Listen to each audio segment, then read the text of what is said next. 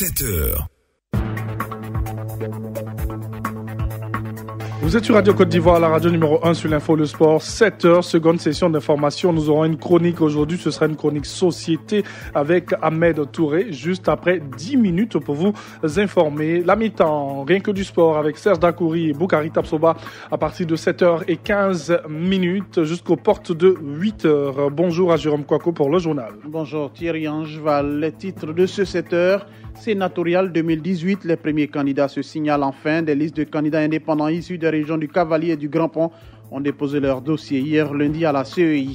À Séguéla, elles sont obligées de casser des pieds pour nourrir leur famille. Les femmes concasseurs de Séguéla, nous irons à leur rencontre dans ce journal. Au Zimbabwe, le président déchu est accusé de détournement à 94 ans de Robert Mugabe est pointé du doigt par un député l'accusant d'avoir détourné des recettes estimé à plus de 7 500 milliards de francs CFA. Voici pour l'essentiel.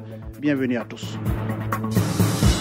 Et vous l'avez dit, sénatorial 2018, les premiers candidats se signalent enfin. Oui, il s'agit de listes de candidatures indépendantes émanant des régions du Cavali, avec les départements de Guiglo-Blolequin, Taï et tous les Pleux. Et enfin, le Grand Pont, Dabou, Jacquesville et Grand Laou.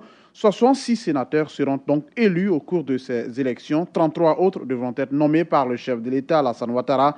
La réception des dossiers de candidature a été ouverte le 23 février dernier et prendra fin le 9 mars prochain. La commission électorale indépendante enregistre ainsi les premières candidatures. Les élections sénatoriales sont annoncées pour le 24 mars 2018. Les pays du Golfe de Guinée unissent leurs forces. Nous sommes dans le domaine de la sécurité maritime. Oui, un colosse est donc ouvert hier à Abidjan. C'est une initiative du Centre des relations civiles et militaires des États-Unis en collaboration avec le secrétariat permanent du comité interministériel de l'action en mer. La Côte d'Ivoire entend ainsi poursuivre sur sa lancée et devenir la locomotive en matière de sécurité maritime dans le Golfe de Guinée. Une volonté exprimée par le ministre de l'Intérieur et de la Sécurité qui représentait le Premier ministre à l'ouverture de ce colloque, Sidiki Diakité. Le gouvernement ivoirien entend jouer un rôle leader dans la mobilisation des efforts devant conduire à assainir et promouvoir l'économie maritime du Golfe de Guinée. C'est pourquoi d'ailleurs, après avoir adopté la stratégie nationale de l'action de l'État, la Côte d'Ivoire a choisi concomitamment d'abriter et de contribuer significativement au fonctionnement de deux institutions majeures en matière de sécurité maritime régionale. Il s'agit de l'Institut de sécurité maritime interrégionale et du Centre régional de sécurité maritime de l'Afrique de l'Ouest.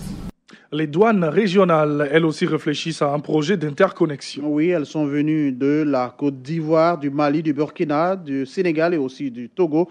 Et ces douanes veulent mutualiser et harmoniser leur système d'information et de procédures douanières.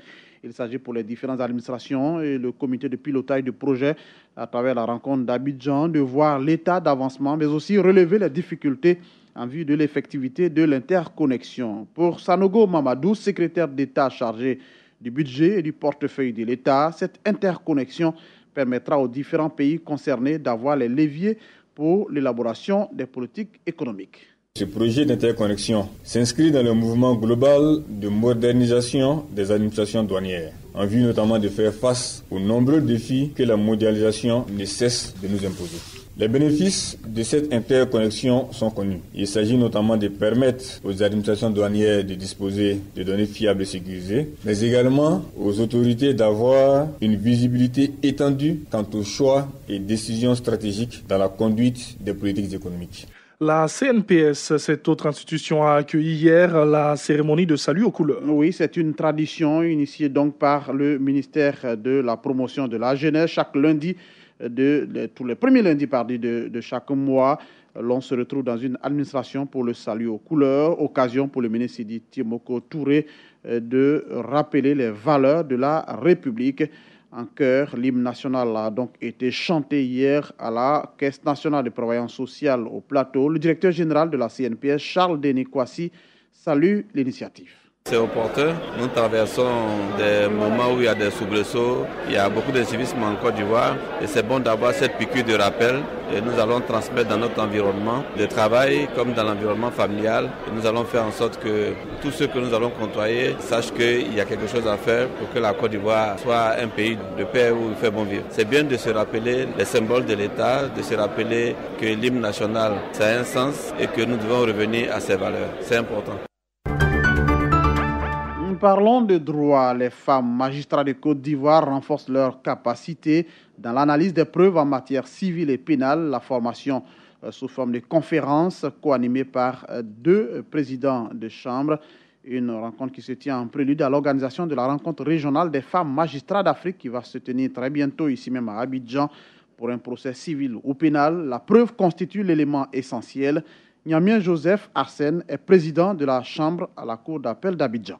L'administration de la preuve en matière civile, d'abord, pose un problème de preuve. Parce que quand vous êtes devant un tribunal, le premier élément à fournir, ce sont des éléments de preuve. Mettre les preuves à la disposition du juge avant qu'il ne puisse asseoir sa décision. Et en matière civile, le procès est d'abord le procès des parties. Donc ce sont elles qui font le procès. Le juge, lui, n'intervient un peu comme en tant qu'arbitre. Donc, pour pouvoir rendre sa décision, il faut mettre à sa disposition des moyens de preuve. En matière civile, je pense que le mécanisme de preuve est assez complexe. En matière pénale, l'initiative vient d'abord du ministère public.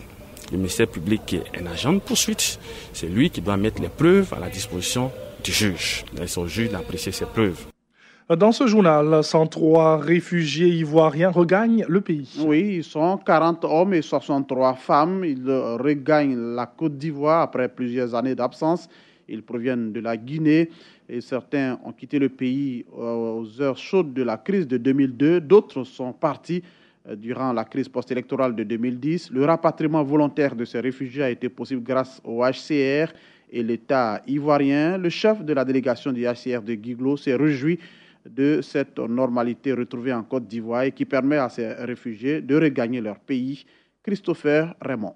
C'est un sujet de satisfaction quand des gens qui ont séjourné sur une terre d'asile pendant autant d'années, à un moment donné, ils finissent par rentrer au bercail. C'est donc un signe que le pays est revenu à la stabilité. Donc les gens sont rassurés. Nous avons passé beaucoup de temps à les inviter à rentrer. Maintenant, ils sont rentrés. Et nous sommes donc très contents. Et j'en profite, bien sûr, pour dire merci à tous qui ont participé à ce processus, que ce soit les collègues du HCR en Guinée, que ce soit bien sûr le gouvernement guinéen qui les a reçus et qui les a hébergés pendant autant d'années. Et bien sûr, les autorités de la Côte d'Ivoire qui ont encore une fois rassuré les fils et filles de la nation afin qu'ils reviennent contribuer à la reconstruction du pays.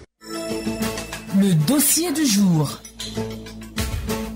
Lequel dossier nous emmène à Séguéla. De nombreuses femmes ont choisi de casser des pierres pour nourrir leur famille. Oui, les pierres concassées sont ensuite vendues pour subvenir à leurs besoins ou aussi aux besoins de leur famille. Les femmes du quartier Cimetière, c'est à Séguéla, produisent du gravier à l'aide de leurs marteaux. Tout cela se fait à la main. Gravier utilisé très souvent, vous le savez, dans la construction de maisons.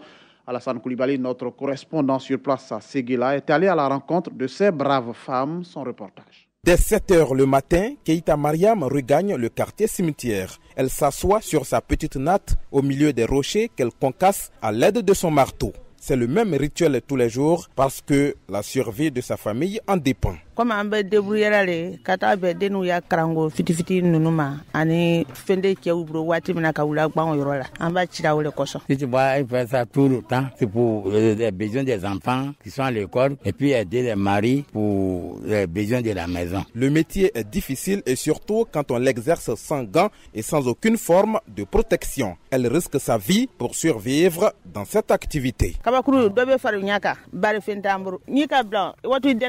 Souvent, ils se blessent, mais ils font ça pour nourrir la famille s'ils laissent le travail là. Qu'est-ce qu'ils vont faire pour se prendre en charge? Comme Keïta Mariam, Dame Mabounou Dosso a le courage au bout des doigts pour briser les rochers. Veuve, elle élève seule ses enfants. Je suis avec les enfants, je fais ça aussi. Si on paye, puis allez, on prend pour manger. C'est difficile, hein? C'est difficile pour casser le caillou, très difficile, puisque c'est un marteau que nous prenons pour casser le caillou.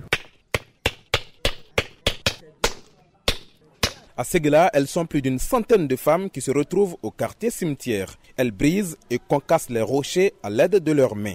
environ 9 heures de dur labeur par jour pour subvenir aux besoins de leur famille. Alassane Koulibaly, Séguéla, Radio Côte d'Ivoire. Et à l'international, au Zimbabwe, le président déchu, accusé de détournement. Oui, Robert Mugabe est âgé de 94 ans. Il est pointé du doigt par un député qui lui-même est transfuge de la ZANU-PF. Il accuse d'avoir détourné des recettes estimées à 7 500 milliards de francs CFA. Parlementaire indépendant, le député Temba Mulwa veut que la lumière soit faite sur les revenus provenant de l'exploitation des mines de diamants à Chidwa, dans l'est du pays. Enfin, première tournée en Afrique du secrétaire d'État américain Rex Tillerson.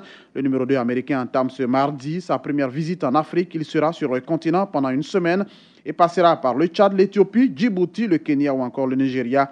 Officiellement, il s'agira de parler de terrorisme, de lutte contre le terrorisme, paix, sécurité, promotion de la bonne gouvernance et renforcement des intérêts commerciaux. Cependant, Rex Tillerson va devoir d'abord rattraper les erreurs et les propos de son président Donald Trump. Point final de ce journal, on vous rappelle juste l'essentiel.